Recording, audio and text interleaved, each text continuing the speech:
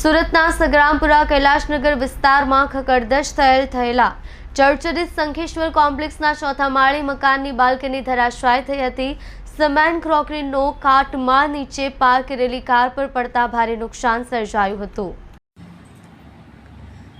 શહેરના સગ્રામપુરા વિસ્તારમાં આવેલા અને ડોક્ટર હાઉસ તરીકે જાણીતા શંખેશ્વર કોમ્પ્લેક્સમાં પાર્કિંગને અડીને આવેલા ચોથા માળની બાલ્કની આજે તૂટી પડી હતી। જો કે આ ઘટનામાં કોઈ વ્યક્તિને ઈજા પહોંચી ન હતી, પણ પાર્કિંગમાં પાર્ક કરવામાં આવેલા ફોર વ્હીલરને નુકસાન પહોંચ્યું હતું।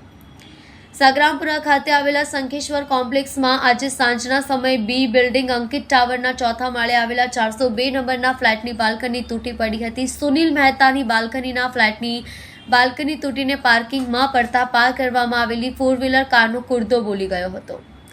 ફાયર ઓફિસર રસિક ગામિતે જણાવ્યું હતું, શંખેશ્વર કોમ્પ્લેક્સમાં પ્રથમ 2 માળ પાર્કિંગ રાખવામાં આવ્યા છે। ત્રીજો માળ ન હોય, સીધા ચોથા માળથી રહેણાંક મકાનોની શરૂઆત થાય છે, જેથી ચોથા માળના બાલ્કનીની બીજા માળે કહી શકાય તેવા પાર્કિંગમાં પડી હતી। જો કે આ ઘટનામાં સદનસીબે કોઈ જાનહાનિ કે ઈજા પહોંચી નથી।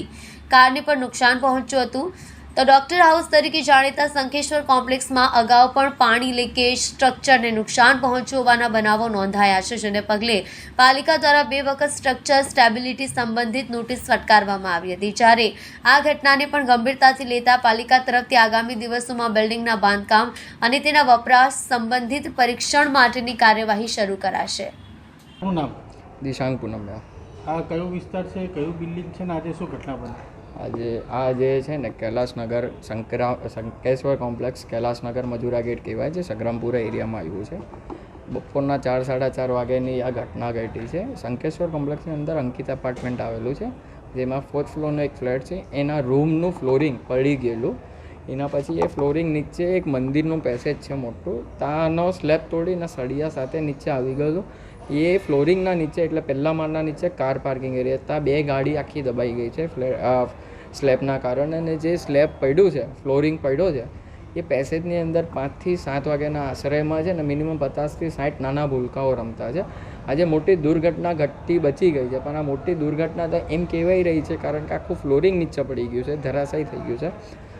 અને એસએમસીની ટીમ અને ફાયરની ટીમ છેલ્લા 2 કલાકથી આની ઉપર કામગીરી ચાલુ રાખી છે, અને બિલ્ડિંગવાળા બી કામગીરી કરવા માટે પ્રયત્ન કરી રહ્યા છે, સપોર્ટ કરે છે કે તે 1 થી 1.5 મહિનાની અંદર આ જે આખો પ્રોબ્લેમ છે તે સોલ્વ કરશે, જે રીડેવલપ કરવામાં આવશે, રિનોવેશન કરશે। આની પહેલાં કેટલી વાર આવી ઘટના બની ચૂકી છે? આના પહેલાં કોવિડની અંદર આ જ ફ્લોરની ઓપોઝિટ સાઈડની એક ગેલેરી પડી ગઈ હતી, જે 2 મહિનાની અંદર એ રિનોવેટ કરી દીધી હતી।